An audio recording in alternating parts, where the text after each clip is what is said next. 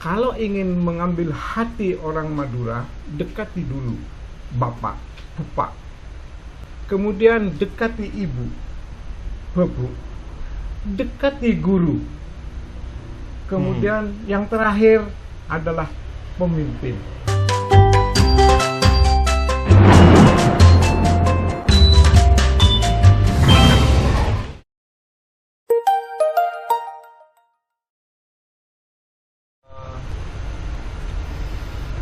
Assalamualaikum warahmatullahi wabarakatuh. Waalaikumsalam warahmatullahi wabarakatuh. Pemirsa Gerbang Pulau Madura, seperti biasa kami mencoba mengangkat sesuatu yang baru, Pak Dik. Iya. Biar liputannya tidak monoton. Dalam suasana yang dingin ini, karena baru diguyur hujan, Pak Dik. Semoga tidak mengurangi kehangatan. Betul. Terutama bagi pemirsa Pulau Madura, Gerbang Pulau Madura.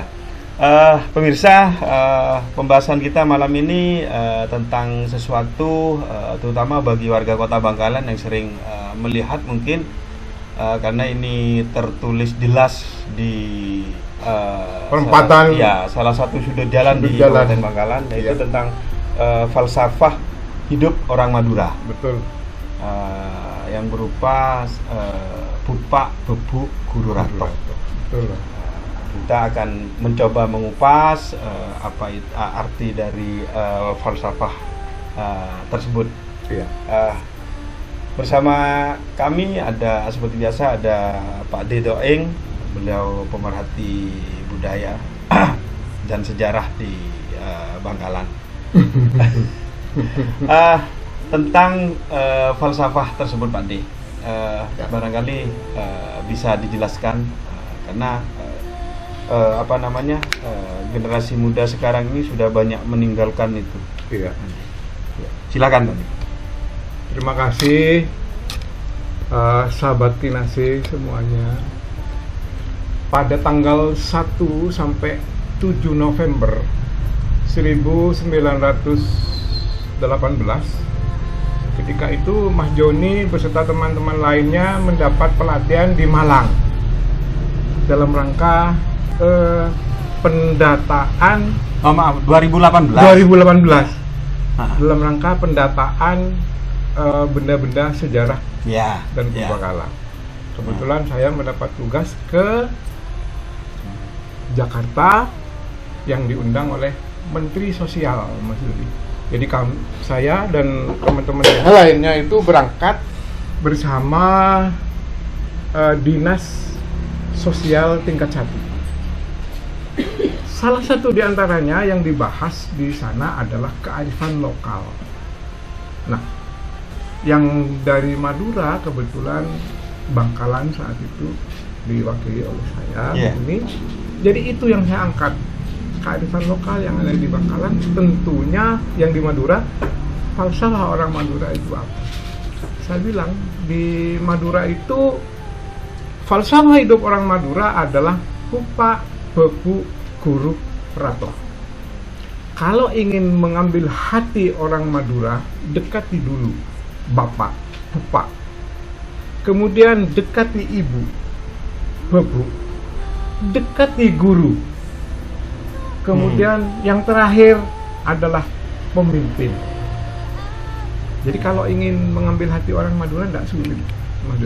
Itu yang saya sampaikan di forum itu. Nasional itu. Alhamdulillah kemudian muncul falsafah-falsafah dari tempat-tempat yang lain. Dan falsafah itu sangat dalam.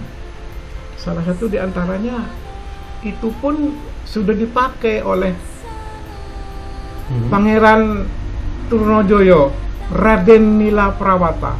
Sebagai bukti apa? Beliau itu begitu mengabdi kepada orang tua, paman. Iya. Raden Undakan, beliau amat patuh. Jadi kalau di tulisan atau di buku-buku tercatat Raden Undakan itu diculik, bukan.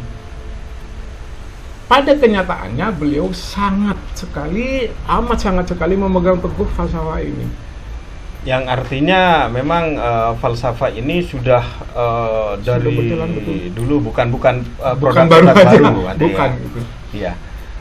Dalam keseharian kita bisa melihat bagaimana terutama generasi muda Iya, tadi betul. sudah banyak meninggalkan itu Iya. dari sikap dan tingkah laku, apalagi dengan kemajuan teknologi yang luar biasa sekarang, Pak sekali, De. betul. Kita bisa kupas satu persatu apa itu Upa, upah, apa itu tebu, apa Iya. itu guru dan Ya. apa. Ya, monggo silakan. Upa, sosok di mana seorang ayah yang menurunkan dari seorang ibu apabila terjadi perkawinan. Kalau hanya seorang ibu aja tidak mungkin bisa punya anak. Ya, saya potong tadi. Apakah karena orang Madura ini menganut pancerlake? Betul. Dan itu sangat sangat dan sangat amat dipegang teguh oleh Jadi yang disebut bapak dulu, Bapak dulu. bukan ibu ya? bukan. Kemudian baru ibu. Ibu ini yang menjadi benteng seperti kulit dan lain sebagainya dari seorang bapak. Seperti apa yang ada di falsafah ini. Ibu penyayang, pengayom, karena ayah biasanya keras. Betul. Kemudian tidak lepas dari som-som dan lain Iya. sebagainya, darah dan itu. Kemudian juga masuk di antaranya tretan empak situng pancer. Situng pancer, ya. Seperti itu. Mungkin kita bisa kupas nanti untuk kereta Pak Satu Pancer ini. Ibu yang memang mendidik kita, kemudian memberikan kasih sayang kepada kita. Kemudian kepada guru yang memberi pengetahuan. Jadi yang mengajar kita tentang arte pasur selain orang tua juga dari seorang guru. Iya. Guru ini tidak terbantang guru. Iya, Kiai iya. pun juga namanya guru. Iya. Memang masyarakat Madura umumnya kental dengan pondok pesantren seperti itu, Pak De. Kemudian Rato ini dilambangkan sebagai pimpinan. Ya kalau di daerah kabupaten namanya bupati. Kalau semakin naik lagi gubernur sampai kepada presiden. Iya, kalau lebih ke bawah kan ada kepala desa, Betul, camat, kemudian biasanya ke bawahnya seperti itu. Terkait juga dengan kemajuan teknologi, Pak De. Ya.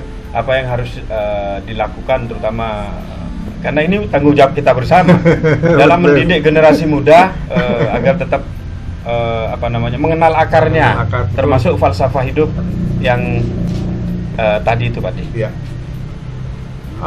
Di masa yang sekarang ini, katakanlah sekarang ini masanya masa milenial.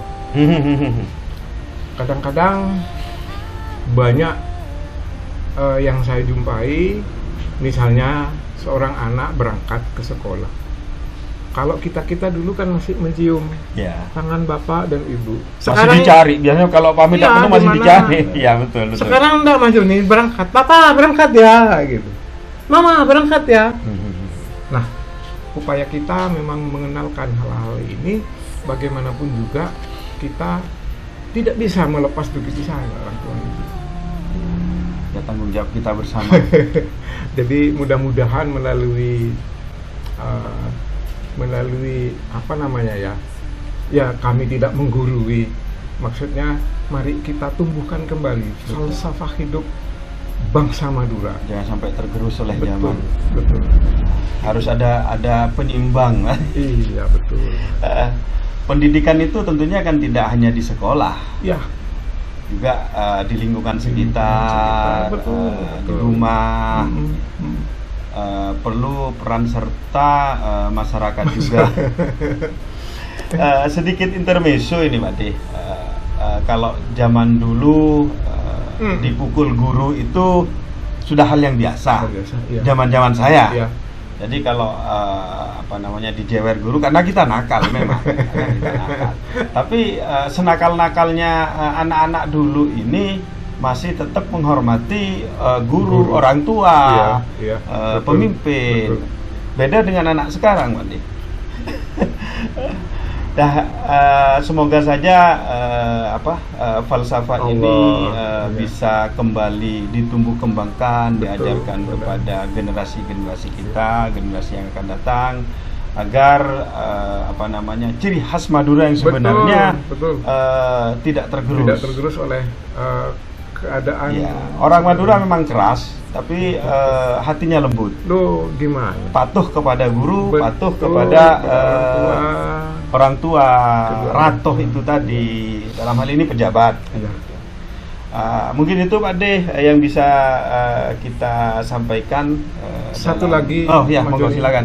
Sebelum Mudah-mudahan ini tidak akan terjadi kepada siapapun.